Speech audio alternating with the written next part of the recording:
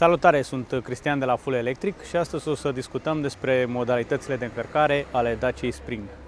Dacia Spring, ca și orice altă mașină electrică, se poate încărca atât de la curent alternativ cât și de la curent continuu. În funcție de tipul de încărcare, timpul poate varia. Pe site-ul Dacia există un calculator foarte util care se poate estima timpul de încărcare în funcție de tipul de încărcare. Linkul veți găsi în descrierea videoului.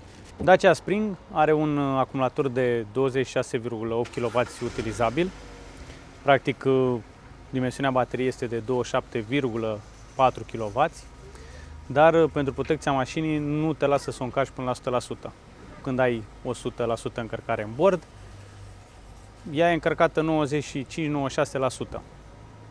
De asemenea, și în partea inferioară, când ajunge sub 10% la 0%, ea de fapt nu este descărcată complet. Mai are o mică rezervă, tot așa pentru protecția bateriei. Dacă vrei să încarci complet bateria de la 0 la 100%, vei consuma în jur de 30 de kWh. De ce? Pentru că la orice încărcare, mai ales în curent alternativ, vor exista niște pierderi de conversie. În momentul în care convertești curentul alternativ în curent continuu ca să-l introduci în baterii. Astfel, pierderile sunt situate undeva în jurul a 10% în medie.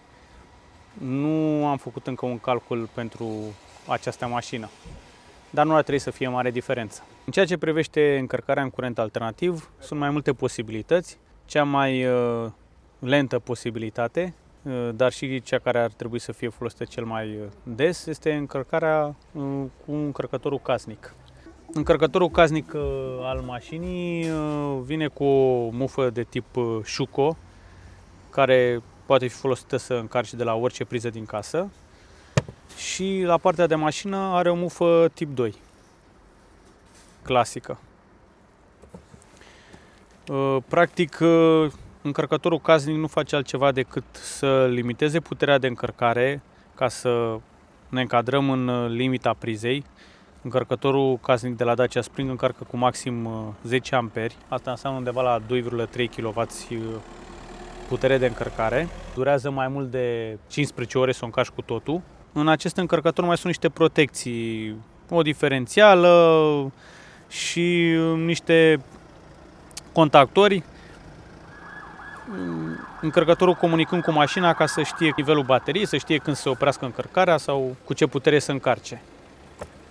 A doua modalitate de încărcare în curent alternativ o reprezintă stațiile publice. La stațiile publice, în general, trebuie să vii cu cablul tău, dar există și stații publice tip 2 care au cablu incorporat.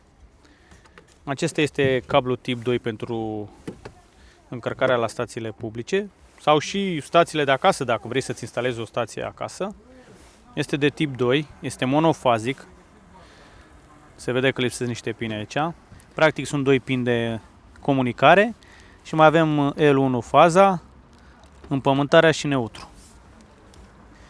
Acesta este capătul care este introdus în conectorul mașinii și acesta este capătul care este introdus în stația de încărcare. Așa cum am spus, stații de încărcare sunt atât publice cât poți să-ți instalezi și acasă, dacă îți susține branșamentul. Pentru încărcarea la o stație publică, de obicei trebuie să venim cu propriul nostru cablu, adică cablul Type 2 care l-am prezentat mai devreme, pe care îl vom conecta în portul tip 2 de la stația publică. Se vede. Vom folosi cablul Type 2, care este opțional la achiziția mașinii. Okay. Da, se vede.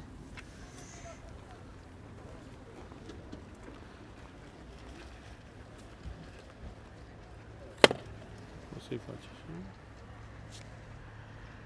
Și capătul acesta intră în stația publică.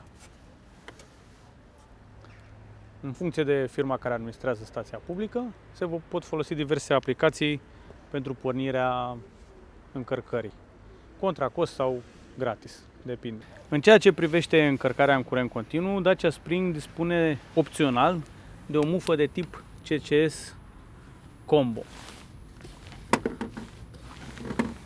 Practic, aici este partea de curent alternativ, cu cei doi pini de comunicație, faza, împământarea și nulul. Și în partea de jos avem conectorii de putere, prin care poate încărca cu maxim 30 de kW putere. Întregul ansamblu se numește mufă tip CCS Combo. Partea de sus este mufă tip 2 și practic utilizează contactele de comunicare ca să dea drumul la încărcare prin contactele de putere. Vom exemplifica cum se efectuează o încărcare la una din prizele rapide în curent continuu de la Kaufland. Luăm conectorul de tip CCS Combo. Acest tip de priză poate încărca cu maxim 50 de kW, dar springul este limitat la maxim 30. Atât poate bateria să accepte. Desigur, viteza de încărcare scade pe măsură ce bateria se umple. Introducem conectorul